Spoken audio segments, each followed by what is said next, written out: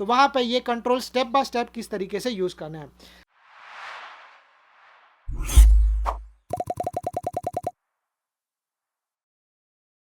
नमस्ते दोस्तों and welcome to our channel. कैसे हो आप लोग? आज इस वीडियो में मैं आपके साथ शेयर करने वाला हूँ clutch, acceleration, brake and gear का कॉम्बिनेशन किस तरीके से करना चाहिए। क्या है ना कि ज़्यादा करके जो बिगिनर्स होते हैं वो इन्हीं चीज़ों में कंफ्यूज होते हैं।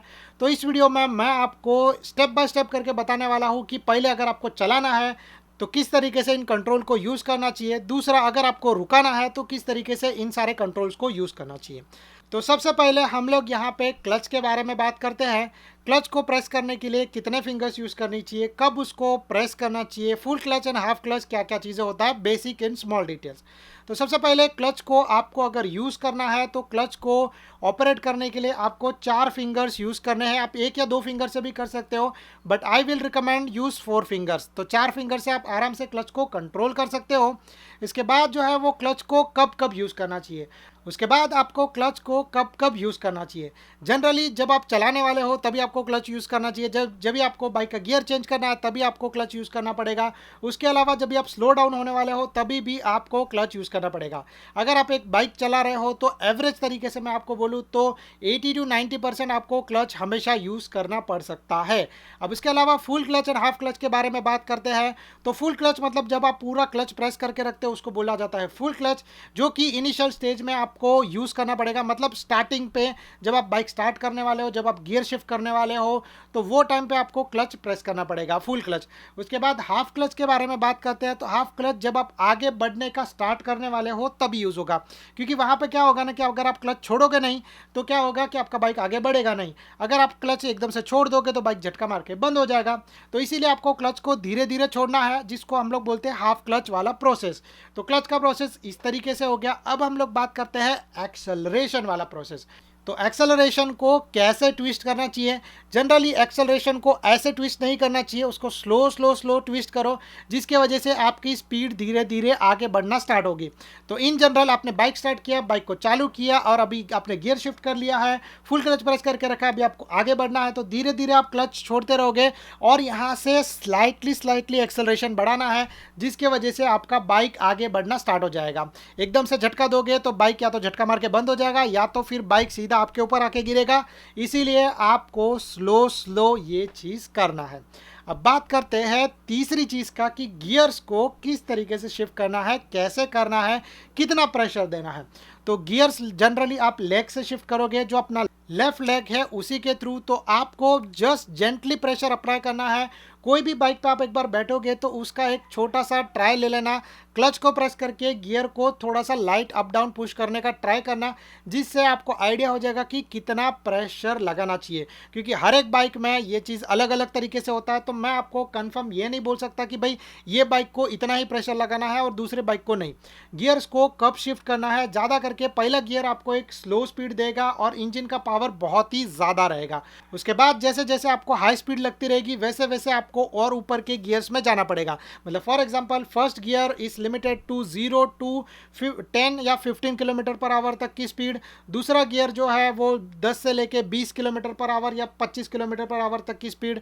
तीसरा गियर वो है 20 से लेके 30 की स्पीड। फिर वैसे ही स्पीड जो है आपकी बढ़ती रहेगी। तो जितना स्पीड आपको चलाना है उस हिसाब से आपको गियर्स को शिफ्ट करते रहना पड़ेगा इंस्टेंटली। जब आप एक बार टॉप गियर पे पहुंच जाते हो, मतलब हर एक बाइक का टॉप गियर अलग होता है। कुछ बाइक में 4 गियर्स होते हैं, कुछ बाइक में 5 गियर्स होते हैं, कुछ बाइक में 6 गियर होते हैं। तो फॉर एग्जांपल अगर आपको 50 किलोमीटर पर आवर तक की स्पीड में चलाना है तो फोर्थ गियर या फिफ्थ गियर इनफ होता है। बट सिक्स्थ गियर पे आपको 60 तक की स्पीड को मेंटेन करना पड़ेगा, नहीं तो बाइक जर्क मारेगी या फिर बाइक बंद हो जाएगी या फिर उसका माइलेज अच्छा आपको नहीं मिलेगा। आप जितना जल्दी और सही तरीके से गियर को शिफ्ट करोगे उतना अच्छा बाइक से आप माइलेज अचीव कर सकते हो। यही जनरली चीज़ होता है कुछ लोगों के बारे में कि कुछ लोगों को माइलेज बहुत ही कम मिलता है और कुछ लोगों को माइलेज बहुत अच्छा मिलता है। तो जो लोग बराबर परफेक्ट टाइम पर अपने गियर्स को शिफ्ट करते हैं उनको 99% माइलेज अच्छा ही मिलता है। अगर आप बाइक के गियर को हाई पुश करोगे, आप अपने बाइक को हाई आरपीएम पे लेके जाओगे और फिर गियर शिफ्ट करोगे तो आपको माइलेज थोड़ा सा कम मिलेगा। अब लास्ट चीज़ का बात करते हैं कि बाइक के ब्रेक्स को कैसे और कितने फिंगर से यूज़ करना चाहिए, कब कब उसको यूज़ करना चाहिए। तो जनरली आपका बाइक का ब्रेक आप लोग जो है वो राइट हैंड से यूज़ करोगे, और उसके लिए मैं ज़्यादा करके 1 या फिर 2 फिंगर्स ही आपको बोलूँगा रिकमेंड करने के लिए। अगर आपके बाइक में डिस्क ब्रेक है तो, अगर ड्रम ब्रेक है तो ठीक है, आप 4 फिंगर यूज़ कर सकते हो, बट तभी भी जनरली जो है 1 या 2 फिंगर मोर देन इनफ हो जाते हैं। डिस्क ब्रेक के लिए 1 फिंगर या 2 फिंगर बहुत ही अच्छा चॉइस है। इसके अलावा जब भी आपको स्लो डाउन होना है या एक जगह पे रुकना है, तभी आप अपने बाइक के ब्रेक को यूज़ कर सकते हो। जैसे आप स्लोपी एरिया में हो, तभी भी आप बाइक के ब्रेक को प्रेस करके रखोगे तो आप एक जगह पे रुक सकते हो, क्योंकि ब्रेक का पावर काफ़ी अच्छा होता है। अब जब आपको दोनों ब्रेक्स यूज़ करने रहेंगे, फॉर एग्जांपल इमरजेंसी ब्रेकिंग करने के लिए, तो आप अपने राइट लेग और अपने राइट हैंड को यूज़ करोगे दोनों भी बाइक्स के ब्रेक्स को पुश करने के लिए, जिसकी वजह से आपकी बाइक बहुत ही जल्दी रुक जाएगी। तो अब यहाँ पे हम लोग जनरली बात करते हैं कि इनिशियल स्टेज में आप बाइक स्टार्ट करके आगे बढ़ने का कोशिश कर रहे हो, तो वहाँ पे ये कंट्रोल स्टेप बाय स्टेप किस तरीके से यूज़ करना है। सबसे पहले फॉर एग्जांपल मैं अज्यूम कर रहा हूँ आप लोग अपने बाइक पे बैठे हो, बाइक की चाबी लगी हुई है। अब आपको अपने बाइक का चाबी घुमाना है, बाइक को सेल्फ स्टार्ट देना है। बाइक एक बार सेल्फ स्टार्ट हो जाएगी, बाइक न्यूट्रल में है तो बाइक आगे नहीं बढ़ेगी, जस्ट बाइक स्टार्ट हो जाएगी। इसके बाद आपको सबसे पहला चीज़ जो करना रहेगा, आपको अपना क्लच को फुल प्रेस करना है, फिर अपने जो लेफ्ट लेग है उससे आपको अपने गियर को शिफ्ट करना है। तो अब आप फर्स्ट गियर में आ गए हो और अभी आपको क्लच छोड़ना नहीं, क्योंकि अगर आप क्लच छोड़ दोगे तो बाइक झटका मार के बंद हो जाएगी। तो आपको क्लच को छोड़ना नहीं है, क्लच को पकड़ के रखना है, और आपने गियर शिफ्ट कर दिया तो गियर के ऊपर से अपना लेग निकाल दो। दूसरा चीज़ जो आपको करना है, धीरे धीरे क्लच को छोड़ना स्टार्ट करना है। जैसे आप क्लच को छोड़ना स्टार्ट करोगे, आपका बाइक आपको आगे पुश करने का कोशिश करेगा, बट उसमें अभी के लिए इतना ज़्यादा पावर नहीं है कि आप कंप्लीटली आगे बढ़ पाओ। तो उतना पावर जनरेट करने के लिए आपको एक्सेलरेशन देना पड़ेगा। जैसे आप एक्सेलरेशन दोगे, आपके बाइक को थोड़ा सा पावर मिलेगा, इंजन में से ज़्यादा आवाज़ आएगा, आपका आरपीएम बढ़ेगा और आप आगे बढ़ना स्टार्ट करोगे। और जैसे जैसे आप आगे बढ़ते रहोगे, वैसे वैसे आपको क्लच छोड़ते रहना है, एक्सेलरेशन धीरे धीरे बढ़ाते रहना है। फिर जैसे आपका बाइक चलने लगेगा, आपको अपने दोनों पैर ऊपर ले लेने हैं और आपका बाइक कंटिन्यू मूव होते रहेगा। अब इसके बाद जैसे फॉर एग्जांपल फर्स्ट गियर पे चले गए या उसका मैक्सिमम स्पीड आ गया, आपका बाइक का इंजन बहुत ज़्यादा आवाज़ कर रहा है और आपको ऐसा लग रहा है कि वाइब्रेशन बहुत ज़्यादा आपको अपने फुट पैग में महसूस हो रहा है, तो वो टाइम पे आपको क्या करना है, अगेन एक्सेलरेशन छोड़ना है, क्लच प्रेस करना है, इसके बाद आपने गियर को शिफ्ट करना है, फिर सेम चीज़ रिपीट करना है, धीरे धीरे क्लच छोड़ो, धीरे धीरे एक्सेलरेशन करो, आपका बाइक आगे बढ़ना स्टार्ट हो जाएगा। अब ये चीज़ जो पहले गियर में आपने किया था उसके मुकाबले थोड़ा सा स्पीड हो सकता है, क्योंकि आपका बाइक ऑलरेडी मूविंग रहेगा, और कभी कभी थोड़ा बहुत छोटा मोटा मिस्टेक होने के बावजूद भी कुछ प्रॉब्लम नहीं होगा, क्योंकि आपका बाइक कंटिन्यूसली मूव हो रहा है, इंजन का आरपीएम घूम रहा है, तो आप आराम से ये चीज़ कर सकते हो। इन केस अगर आपका बाइक बीच में बंद हो जाता है तो कोई बात नहीं है, सेफ्टी के लिए क्लच है, क्लच प्रेस कर दो और आपको ब्रेक प्रेस करना है, जिसकी वजह से आपका बाइक रुक जाएगा।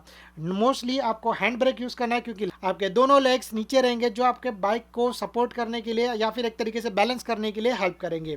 इसके बाद दूसरा गियर आया, फिर तीसरा गियर आया, फिर चौथा गियर आया, आपको इसी तरीके से जो है वो बाइक को चलाना है।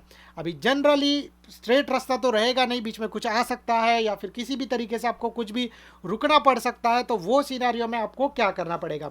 जनरली रुकने के लिए आपको सबसे पहला जो चीज़ करना है वो ये है कि आपको एक्सेलरेशन छोड़ना है और ब्रेक प्रेस करना है। ज़्यादा करके मैं आपको रिकमेंड करूँगा रियर ब्रेक पहले प्रेस करने के लिए और फिर फ्रंट ब्रेक प्रेस करने के लिए, क्योंकि फ्रंट ब्रेक ज़्यादा पावरफुल होता है, रियर ब्रेक जो है वो थोड़ा स्लाइट पावरफुल होता है। और रियर ब्रेक भी प्रेस करने के टाइम पे एकदम से ज़्यादा ज़ोर से पुश नहीं करना है, स्लोली प्रेशर बढ़ाना है, सेम आपको हैंड में भी यूज़ करना है।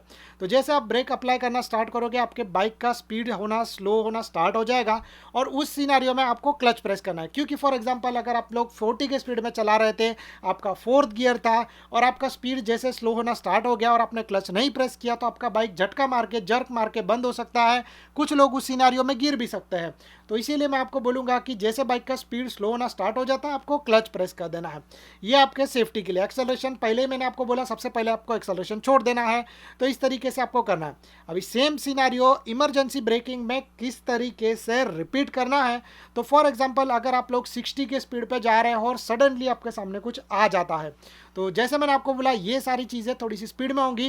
पहले आपको जो है वो एक्सेलरेशन छोड़ना है, रियर ब्रेक प्रेस करना है, फ्रंट ब्रेक प्रेस करना है, क्लच प्रेस करना है, और जैसे जैसे आपका स्पीड स्लो होते रहेगा उसके बाद आपको अपने दोनों लेग नीचे रखना है और आपको हैंड ब्रेक प्रेस करके रखना पड़ेगा।